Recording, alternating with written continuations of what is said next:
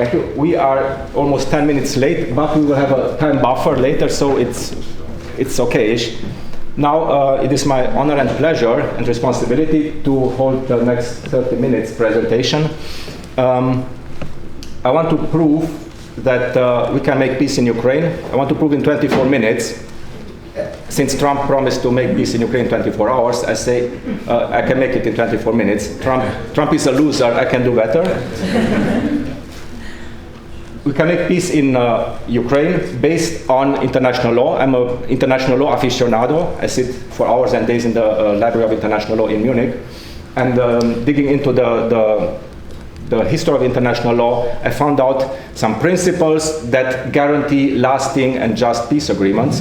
And I will try to prove that the OSCE more or less includes all these principles, so we should and can focus on the OSCE in the future to make peace in Ukraine and to establish a just and better security architecture in Europe. Okay, so that's my goal.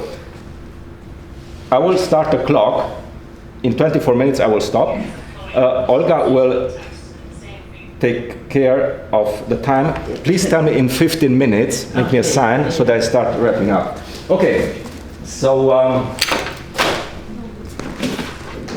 that's my attempt. We have 5 circles and 5 squares.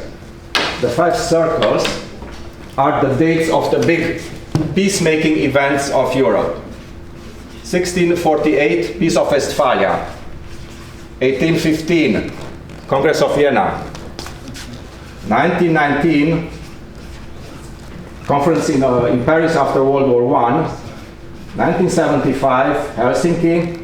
And here, let's add 2025 because it's today.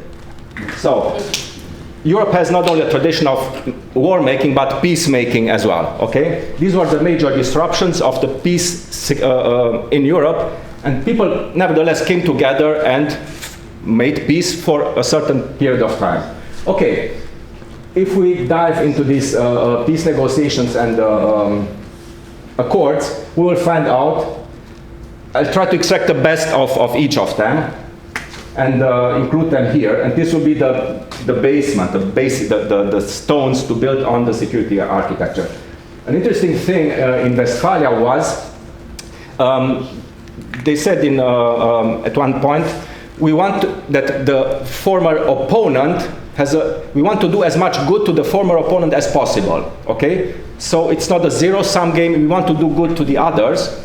That's the one revolutionary thing. The other thing was, they said, let us also forget the wrongdoings of the past, okay? So they liberated their minds of the burden of the past to look forward. And I would call this, it was emancipating. They emancipated themselves from the past. So include this, have the E for emancipating and empowering, okay? Then, 1815, the Congress of Vienna, after the Napoleonic Wars, had 2 major advantages, I'd say. They included France in the negotiations. Although it had been defeated after long years of war, nevertheless, France took part in the negotiations. It even shaped the negotiations. It was a full-fledged member of the negotiation process. So it was integrating, okay? The I stands for integrating, inclusive, let's say inclusive. Peace negotiations must be inclusive. When I'm done with these principles, I turn to Ukraine and will apply them to Ukraine later, okay? How to use them as a toolbox for Ukraine. So, inclusive negotiations. Another aspect of both negotiations and of these others too, later in Paris, they were multilateral, okay? So it wasn't only the 2 fighting or 3 fighting countries meeting, but there were many other countries present as well, because they were simply touched they were impacted by what happened, so they had a word to say. So it's very important, even more important in the Ukraine-Russia conflict, not to have negotiations only between 2 parties, not bilateral, as it has been attempted now often, but make it multilateral, okay? And we see, again, OSCE is multilateral as well. Okay, so M stands for multilateral negotiations. in 1919, after World War I, there was one major element, which was the emancipation of the nationalities. Okay, start asking the people, make their nation states, and so on. So the E is here again, 1919. Going back a little bit to Vienna and jumping over to Helsinki, the legality is key, okay? An accord to be accepted must be legal and legitimate. People must feel, okay, it makes sense, everybody gets something out of it, it's legitimate. But it's not only a subjective feeling of legitimacy, but today it's important that it's in accordance with international law, okay? Because international law has evolved, the standards are higher and higher.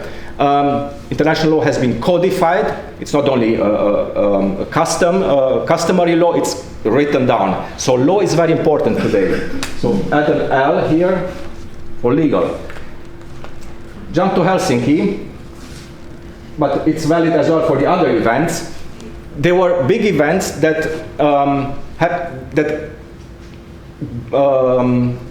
invented a structure, so to say, a framework, a congress, a conference in Helsinki, okay, the Conference on Security and Cooperation in Europe, okay. So it became a structure, and all these events had follow-up events. So they didn't only make peace once, but you have to adapt in time, okay, meet again and again. The Congress system of Vienna was famous for it, that they met again and again in several parts of Europe and adapted the rules of the game to the evolving realities, okay? So we add an S here.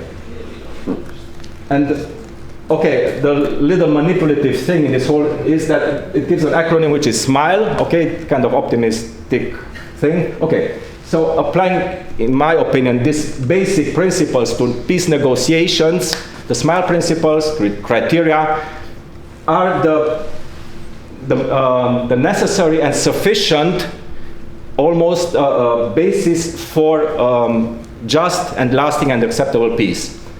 And now let's try to apply this to the Russia-Ukraine conflict. So if you want to have it structured and serial, why not use the OSCE or the United Nations? Okay, it's this international structure. The OSCE was famous as well for the follow-up events. Okay, after Helsinki 1975, the next one was in Belgrade. 2 years later, 4 years later, it was in Madrid, and so on. Then there were all these follow-up summits, again in Helsinki, in Paris, Budapest, Astana, Istanbul, okay? So, applying the S to the Ukraine-Russia war would mean using the framework of the OSCE or the United Nations, okay? So put it under that umbrella. And until now, it didn't really happen. Okay, they just negotiated, but not really in this framework. This would be better, I think. Make it multilateral would mean, okay, OSCE, why not invite more or less all the 57 OSCE member states? Once you start negotiating in a wider framework, it's kind of implicit to have all these participating states. So have, let's say, 57 states participating. The inclusive part is very, very important in my opinion, because we have a negative example in history. This was 1919. It's not really known after World War I. There was no negotiation in the tradition of Europe. The peace treaty had been imposed on the defeated powers, Germany, Austria, Hungary, Bulgaria, and it wasn't even legal because it was against the customary law of the time. What was the outcome? People rejected it, okay? Because of the content, but also because of the method. They say it's unjust, we don't accept it. Okay, in our case, we have seen in the negotiations between Russia and Ukraine, there was an attempt in Switzerland last summer, Bürgenstock, that was multilateral, great. There were many states, not only the 2 states, but one was missing, Russia. And it was actually an open secret that they did not want Russia there because it's the aggressor state and you can't negotiate apparently with an aggressor state. That's the logic today. So then Trump came to power and he said, my buddy Putin, I will make a great deal with him. I make a peace deal for Ukraine above the head of Ukraine. We don't need Ukraine to negotiate. Me and Putin will fix the problem. So Trump tried to exclude Ukraine, which is a nonsense. Okay?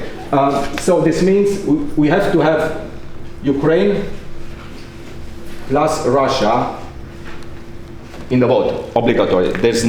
You can't just ignore them. Come on. Okay? The L, the legal side. That's the main mental barrier today, I think, for peacemaking. There's this saying, you can't reward the aggressor state with territorial gains, because that's the tricky thing. Okay, what happens with those illegally occupied and annexed territories? Under international law, it has been illegal. The way out of this dilemma would be, according to international law and according to the, I think, paragraph 1A of the Helsinki Accords, is, of course, it's legal under international law when two states in consensus agree on this, to open up the question of their common borders. Okay? So that means Ukraine should decide voluntarily, okay, we are open to discuss where Donbass and Crimea should belong in the future. But you cannot impose or threaten Ukraine with, okay, you have to open up to the question. No, you can't, but you can't force them. But I think, here we speak theory, it's a scenario. In this wider framework of OSCE, in a multilateral positive setting, I think that's the highest chance to have Ukraine open up to this question and say, okay, we are open like the United Kingdom did with Scotland, or Canada with Quebec years ago. Okay, guys, you decide, we are open to it, but it's our decision. Okay?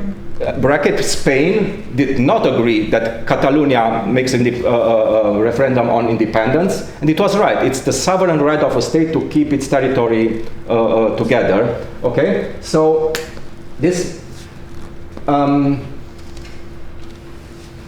are precisely at least two major international law paragraphs that a peace accord must comply with. One is paragraph 2.4 of the UN Charter, which prohibits the use of force or the threat of use of force in international relations. Okay? So any treaty concluded between these two countries must be far away from any use of force and so on. Plus, there's the Vienna Convention on the Law of Treaties, signed in 1960 something, Vienna Convention on the Law of Treaties. There's an article 52 or 62 that says any international treaty concluded under a threat is null and void. Okay, so again, Trump threatening Ukraine to make a deal above their head, it would have been null and void. Okay, or the so-called power negotiation of Putin in early 2022, before the war started. Hey guys, either you sign my peace proposal or I will invade Ukraine. That's again against the Vienna Convention on the Law of Treaties. I need to look it up again. It's around there, 52 or 62 or something. Okay. So again, these two must be fulfilled, otherwise there will be a sense in Ukraine mainly. This is not just. There's so much legitimate stress on this aspect in Ukraine. We want a just peace, just peace, and it makes sense. Okay, so this could be the solution, and the E, the empowerment, would actually consist of asking the people of those contested areas, occupied, annexed, call it as you want, Crimea and so on, so make referenda, okay? Ask them and make a referenda. Again, the OSCE is a specialist in observing voting process, okay? The Parliamentary Assembly of the OSCE goes to every single member state when there's a national vote for the parliament, and they make the reports. So OSCE could play, again, a great role, you know, of guaranteeing that the referenda are legal. So R for referendum, plus I would add as well involve the people in the whole process, take them with you in these confidence building measures as well, by dealing with those apparently minor things. For example, Ludmila, what you are doing, okay? Communicating between the two sides, finding out where are these relatives have disappeared, children, whatever, okay? So you have to have the locals on board, so to say. And yes, then they own it, that they start owning this process, and they say, okay, it's not only the guys up there deciding above our heads what they want, but yes, we are part of it, so this would give it legitimacy, the final legitimacy. So that's a scenario that would be sound from the international law point of view. Not more and not less, but that, okay? It's not about the details of the content, but it's a way that can be taken, and the major gain would be that we bypass this mental trap that we are in now, that says there's this narrative out there, you can't negotiate. You can't negotiate with the aggressor. And both sides have this narrative, because we are good and they are bad. We are legitimate in our demands, they are bad. And, okay, it's 15 minutes? 15, yeah. Okay, good, I'm good on time, yeah. And I can actually already conclude with a historic flashback. This mental blockade of not negotiating is very much against the old European tradition of negotiating between the former enemies. And this new attitude came in somewhere here between these two. More precisely, in 1792, there were the first revolutionary wars of revolutionary France. With this mission, they declared war to the Habsburg Empire. So the Republic declares war to the autocracy, to the authoritarian rules of the emperor. And they said, we are the good, the French, although they declared war and they invaded the neighboring country, okay? But we have a mission to liberate the oppressed people. Sounds good, we are actually beneficiaries, historically speaking, of this process. But what's the price? The price, from that very beginning, we found this narrative, hey, you can't, the enemy is not just an enemy, it's not a human enemy, it's the enemy of humanity, actually, okay? So you can't negotiate, you have to defeat him, you have to kill him. And from there to the total war, it's only a step.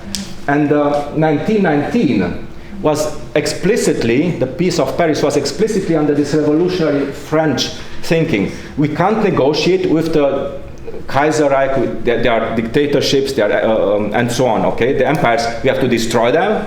There's nothing to negotiate. We impose our will, because we are the good, they are the bad. What do we see now? Again, we are the good, they are the bad.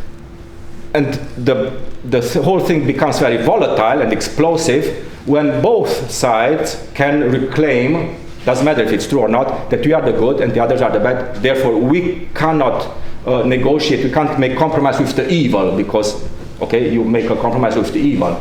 So that's a mental trap that has sneaked, so to say, into the European international system, and that's where it detonates again and again, okay? I found this in a groundbreaking book about the history of international law. There's kind of Bible of history of international law. By coincidence, I found it and then confirmed in other relevant literature. So it started here, and we had it there. Okay, and as you see, as I've already stressed, the OSCE actually, the Helsinki Accords, they have all these elements, okay? The structure, the multilateralism, inclusive, it's legal and kind of emancipating through the human rights basket, okay? Very important. There has been put much stress yesterday on the human rights by marginalizing the hardcore security questions. They stress so much the human rights, which is legitimate in itself, but it's not enough. However, we live in a real world, not in an ideal world, and historically speaking, these criteria have never been applied completely in a bunch, because we would not have had more wars since then, but it's been always a combination. The weak point, so to say, in the Helsinki Accords is at the legal level. We know that it's it has been stressed in every final declaration of the summits that these are only political declarations. It's not legally binding under international law. It's a declaration of goodwill. Okay, so the L is a little kind of tiny. Okay, it's not a big L. It's okay, a little bit smaller. So we see it's not perfect, but it's a tool that we can work with.